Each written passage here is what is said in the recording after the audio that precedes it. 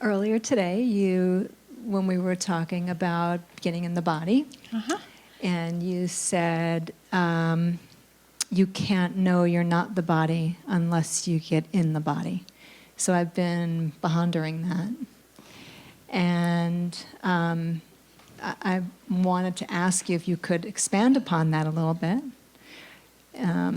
My first inclination about it was that in really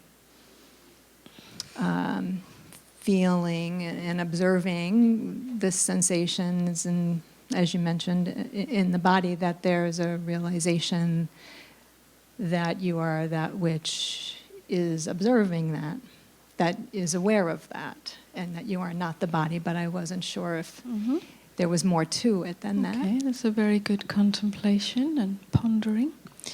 Yes.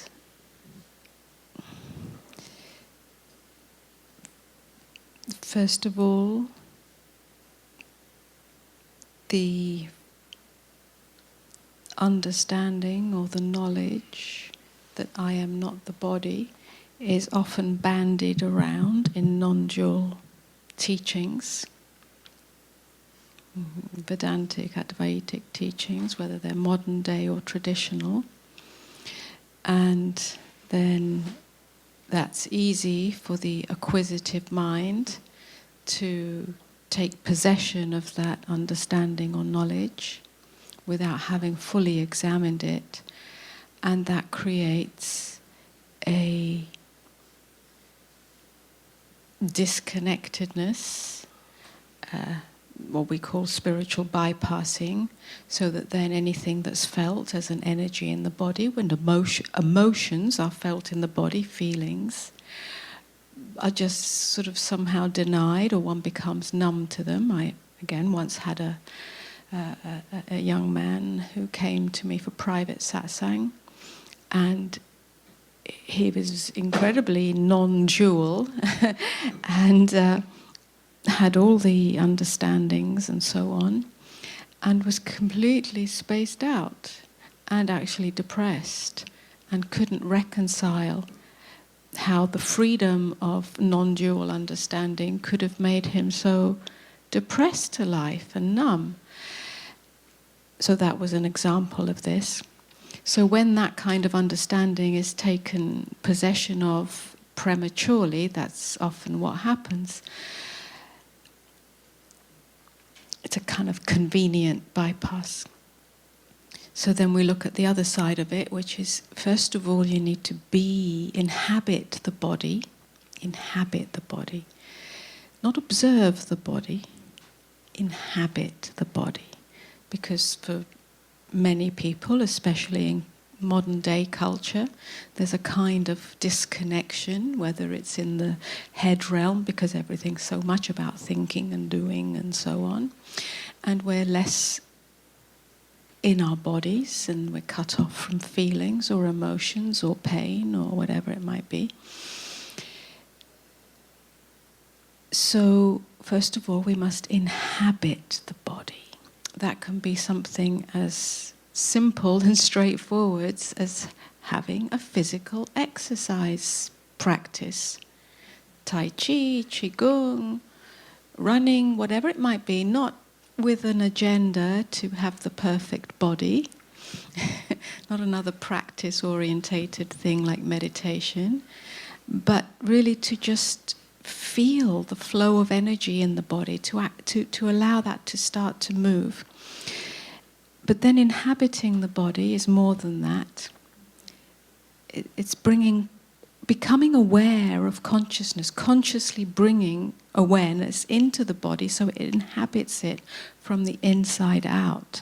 The paradox is, the deeper we go into the body, so it's not about just becoming aware of the form, because if you become aware of the boundary, then I don't like my legs, or I don't like my ass, or I don't like my this, and I don't like my that, and I have to fix it. That's not awareness of the body. Inhabiting the body, right? Inhabiting the body, inhabiting it is going deep inside with consciousness, the energy field, the inner body, the inner body. Yeah, so you go in.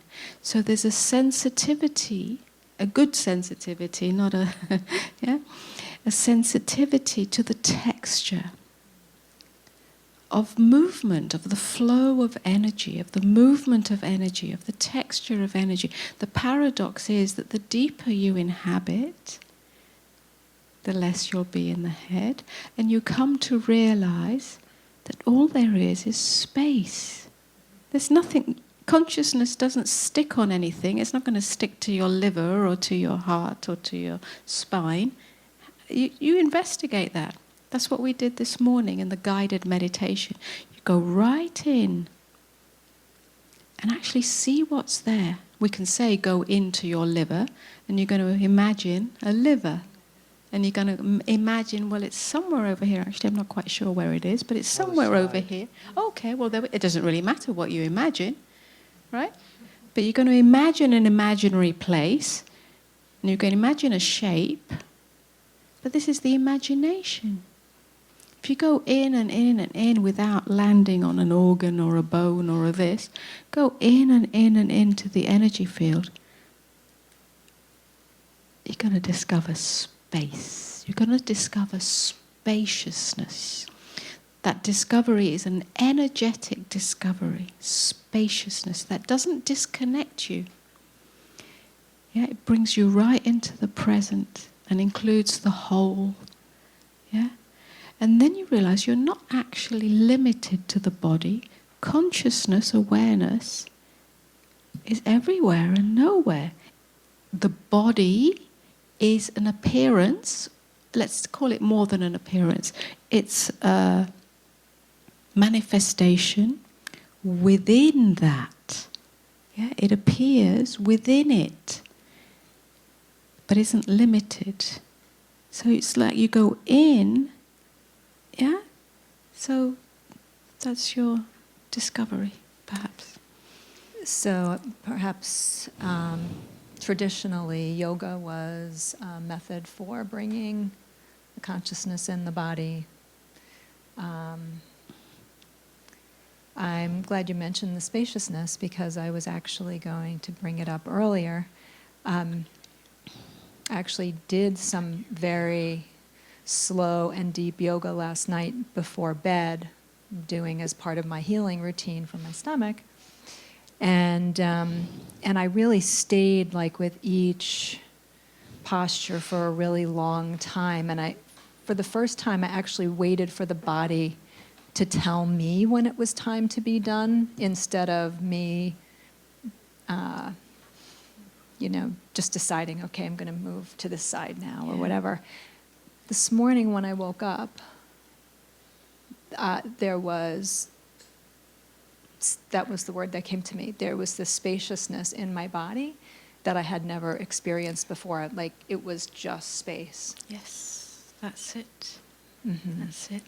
See, the problem with the Western mind is that even yoga, mostly, not always, has become about the form. Right. You hold this posture for this length of time, and then you do that posture, and it's got to be the perfect posture, and so on. So it's lost its true essence. This that you're describing is more the true yoga. Mm-hmm. So you're actually, through form, entering the formless. Yeah? Mm. And then you realize that you're not the body, although the body is obviously here, doing its thing and whatever, and there's no disconnect.